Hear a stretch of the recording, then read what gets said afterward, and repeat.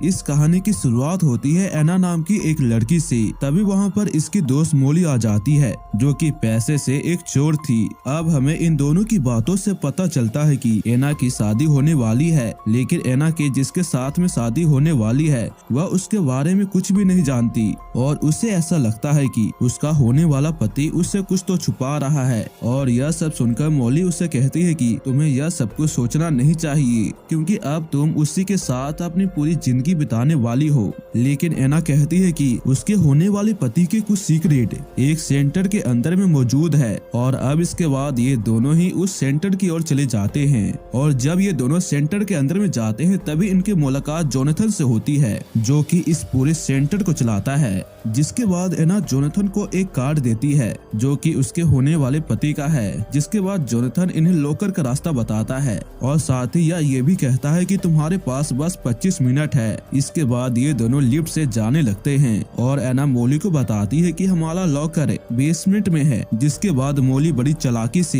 बिना किसी चाबी का यूज करते हुए लिफ्ट को बेसमेंट में लेकर जाती है। इसके बाद हम जोनाथन को देखते हैं जो अपने वर्कर को कहता है कि तुम एक बार हर एक लॉकर को चेक कर लो क्योंकि अब यह सेंटर बंद होने वाला है। इसके बाद एना और मोली रूम नंबर 459 की ओर आगे बढ़ते हैं। इसके बाद ये दोनों इस रूम तक आ जाते हैं और अपने कार्ड का यूज करके इसके दरवाजे को खोलने की कोशिश करते हैं, लेकिन यह दरवाजा नहीं खुलता। जिसके बाद मोली किसी तरह से इस दरवाजे को खोल देती है। जब मोली इस लॉकर के अंदर जाती है तभी वहाँ की लाइट कट जाती है। इसके बाद मोली एना को लाइट ऑन करने के लिए कहती है। जब एना लाइट ऑन करने के लिए जाती है तभी एक भयानक सा क्रिएचर मोली के ऊपर हमला कर देता है। जिसके बाद यह दरवाजा भी अपने आप बंद हो जाता है। एना इस दरवाजे को खोलने की बहुत ही ज्यादा कोशिश करती है और जब यह दरवाजा खुल जाता है तो एना देखती है कि उसकी दोस्त को एक क्रिएचर खा रहा है और ये देखकर एना बहुत ही ज्यादा डर जाती है और अपनी जान बचाने के लिए यहाँ से बहुत ही तेजी से भागती है। जब एना लिफ्ट से ऊपर जाने की कोशिश करती है तभी इसका लिफ्ट भी एक जगह पर बंद हो जाता है और ये शायद उस क्रिएचर ने किया होगा। एना लिफ्ट के ऊपरी हिस्सा से निकलने की कोशिश करती है और एक आदमी एना को देख लेता है और वह किसी तरह से एना को वहाँ से बाहर निकाल देता है। बाहर आने के बाद एना यहाँ से भागने की कोशिश करती है, लेकिन तभी यह आदमी कहता है कि मैं एक पुलिस वाला हूँ, तुम मुझे बता सकती हो कि तुम्हारे साथ में क्या हुआ। जिसके बाद एना उसे सारी बातें बता देती है जो भी उसके साथ में हुआ। लेकिन तभी वहाँ पर एक लड़की आ जाती है जिसका नाम बेनी है और यह एना की बातों पर विश्वास नहीं करती और उससे कहती है कि तुमने शायद ड्रग्स लिया होगा इसलिए तुम ऐसा कह रही हो। जिसके बाद बेन एना से उसका कार्ड लेकर उसी रूम की ओर जाता है जहाँ पर एना की दोस्त की मौत हुई थी और उस रूम के दरवाजा को खोलने की कोशिश करता है, लेकिन वह दरवाजा नहीं खुलता। इस पुलिस वालों को दरवाजे पर खून के धब्बे भी नजर आते हैं जिसे देखकर यह समझ जाता है कि कुछ तो यहाँ पर हुआ है, लेकिन इस पुलिस वालों को यहाँ पर कोई भी क्रिएचर दिखाई नहीं देता। इसके बाद हमें एक कपल को दिखाया जाता है जो कि अब एक दूसरे से डिवोर्स लेने वाले थे और यहाँ पर ये दोनों अपना अपना सामान लेने के लिए आए थे।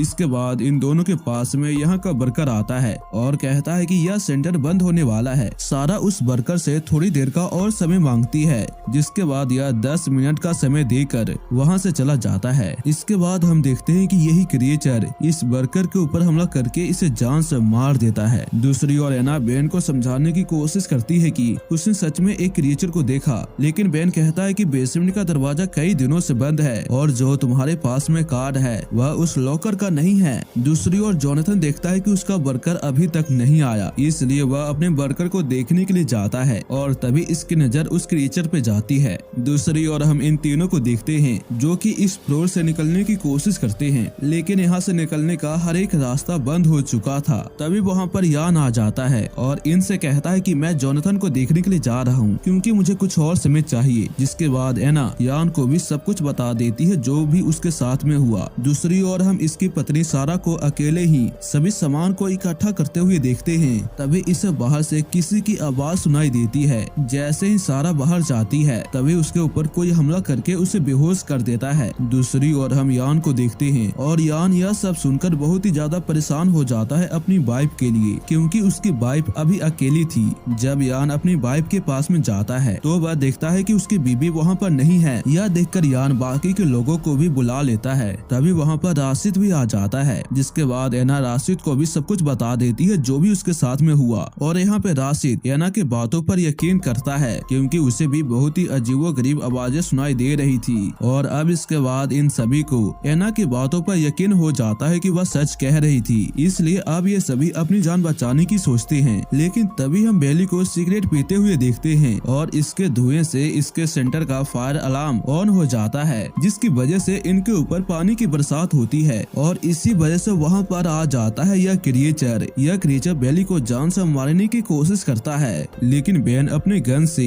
इस क्रिएचर पर शूट करके इसे यहाँ से भगा देता है। तभी हम राशिद को देखते हैं जो कि यहाँ से भाग गया था, और जब यह वापस आने की कोशिश करता है तभी यह क्रिएचर राशिद के ऊपर हमला करके उसे जान से मार देता है। और यह सब देखकर बेली बहुत ही ज्यादा डर जाती है और इन्हें बताती है कि बेसमेंट से यहाँ से निकलने का एक रास्ता है। जब ये सभी बेसमेंट में चले जाते हैं तभी इनके सामने एक दरवाजा आता है, और इसी वजह से अब ये लोग समझ जाते हैं कि कोई तो इन सभी को इसी जगह पे जान से मारना चाहता है। इसलिए बेन अपने लॉकर की ओर जाता है और एक पैसों से भरा हुआ बैग उठाता है, और इसे देखकर यान उससे पूछता है कि इस बैग में है क्या। जिसके बाद बेन को आता है गुस्सा और वह अपने बैग को फेंक कर यान को जान से मारने की कोशिश करता है। लेकिन तभी बेन के बैग में से बहुत ही सारे पैसे निकल जाते हैं, जिसे देखकर ये सभी उससे पूछते हैं कि तुम तो एक पुलिस वाले हो और तुम्हारे पास में इतना पैसा आया कैसे। बेन बताता है कि उसने ये सारे पैसे चुराए हैं। जिसके बाद बेन अकेले ही यहाँ से चला जाता है। तभी अचानक से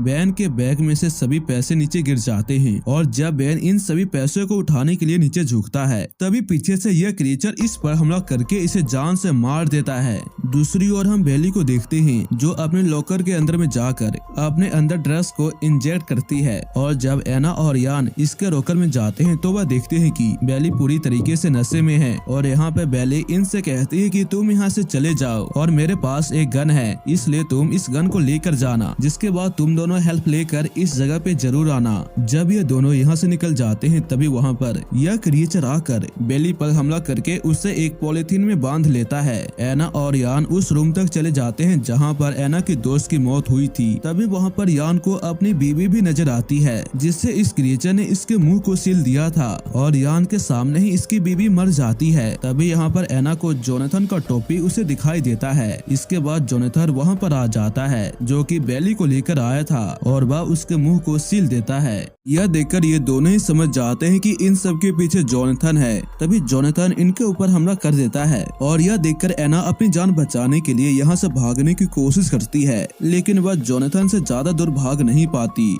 जब जोनाथन एना के साथ जबरदस्ती करके उसे अपने साथ में ले जाने की कोशिश करता है तभी वहाँ पर यह क्रिएचर आकर जोनाथन के ऊपर हमला कर देता है, लेकिन जोनाथन किसी तरह से इस क्रिएचर को जान से मार देता है। असल में यह क्रिएचर नहीं बल्कि एक इंसान था, और जोनाथन ने इसे एक रूम में कई दिनों तक बंद करके रखा था। इसके बाद जोनाथन एना को पकड़ लेता है। जब एना की आंखें खुलती है तो वह देखती है कि उसके बगल में यान भी मौजूद है, जिसके मुंह को जोनाथन ने पहले ही सील दिया था। तभी एना जोनाथन से पूछती है कि तुम ऐसा क्यों करते हो।